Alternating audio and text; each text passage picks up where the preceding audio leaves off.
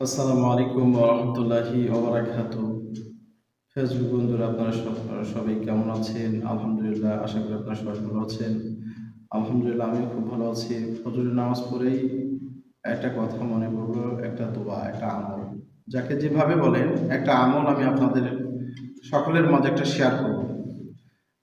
আমলটি যদি আমরা সবাই যদি আমলটি করি, দেখা যায় আল্লাহ তাআলা রব্বুল আলামিন আমাদেরকে জাহান্নাম থেকে মুক্তি দিবেন। তো জাহান্নাম থেকে মুক্তি দিবেন, তাহলে অবশ্যই একটা ছোট্ট আমল আছে। আমলটি আপনারা সবাই করবেন, সকাল ও সন্ধ্যায় পড়বেন। যেমন আমলটা হচ্ছে আল্লাহুম্মা আজিরনি মিনান নার। আমি আবারও বলতেছি, আল্লাহুম্মা আজিরনি মিনান নার। এর অর্থ হচ্ছে, যে ব্যক্তি ফজর ও মাগরিবের পর এই দোয়া ৭ বার পাঠ করবে, ওই দিনে ওই দিনে বা রাতে মারা গেলে আল্লাহ তাআলা তাকে জাহান্নাম থেকে মুক্তি দেবে। সুবহানাল্লাহ।